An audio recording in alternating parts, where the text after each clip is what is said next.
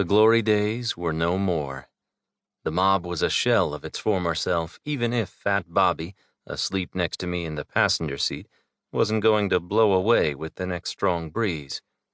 The moniker didn't fit the body. He was anything but fat. He should have been called Tank or Fridge or Bulldog. At 5'8" and 240, the septuagenarian fireplug would still be a first-round draft pick in any barroom brawl. There was no quit. You could knock him down, but he wouldn't stay there. Though the Mafia may be emaciated and on life support, Fat Bobby still had a lot of fight left. Prior to joining the FBI, I read everything I could on the mob, a crime problem rooted in centuries of history, familial culture, and color. Structure and order prevailed, male and female roles distinctly defined, values, though perverted, clearly delineated. Reality became the myth. Lucky Luciano, Scarface Al Capone, Crazy Joe Gallo, Jimmy Hoffa, Carlo Gambino. I couldn't get enough. I watched the Godfather trilogy enough times to have memorized the most important lines. Maybe on this assignment I could flood the conversations with wisdom from the movie. Keep your friends close but your enemies closer. Or, just when I thought I was out, they pulled me back in. Or, the most memorable one, I'm going to make him an offer he can't refuse. I wish I could have worked the LCN, the La Cosa Nostra, what some call the Italian Mafia, when it was really a threat to this nation. But FBI-led task forces across the country wiped out all but a fringe element of the legendary organized crime cabal. There will always be the rich past. There will always be war stories handed down from generations of Mafia crime fighters. But let's face it, the families never recovered from the continual onslaught of investigation upon investigation.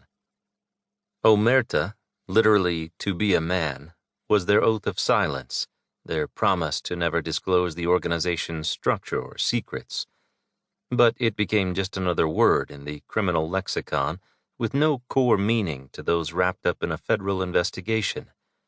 The pledge meant nothing to even some of the highest-ranking members who dumped all over their underlings in an effort to ameliorate harsh punishments. It was one thing to take a government-imposed vacation on a bookmaking beef, but when RICO and mandatory minimum narcotic statutes were being handed down by federal grand juries, defendants sang like the Vienna Boys Choir. The wise guys raced to the courthouse, hemorrhaging information hoping to avoid a life sentence. The Witness Protection Program became a secondary mailing address for those defectors who played tough guys on the street but melted with the threat of a lengthy confinement. About the only guys who stood tall were those on the commission, the mob's board of directors who set the criminal agenda and resolved disputes. The commission case spelled the beginning of the end. It happened while I was in elementary school, but its impact can be measured today. U.S. Attorney Rudy Giuliani, who went on to become mayor of the Big Apple and a presidential candidate, led the team of prosecutors who brought an indictment against 11 organized crime figures, including the bosses of the 5 New York families, all commission members. Michael Chertoff, who would eventually become the head of Homeland Security, championed the case in court for the government. Their mission from the beginning was to wipe out those sitting on the commission and their La Cosa Nostra families. The entire hierarchy of the New York Mafia was bugged, and for several years the FBI was privy to the inner workings of the organization. Charged under RICO, the Racketeer-Influenced and Corrupt Organizations Act, the counts included murder for hire, extortion, and labor racketeering, mainstays of organized crime. The trial lasted 3 months, and the defendants were convicted on all 151 counts. Ouch.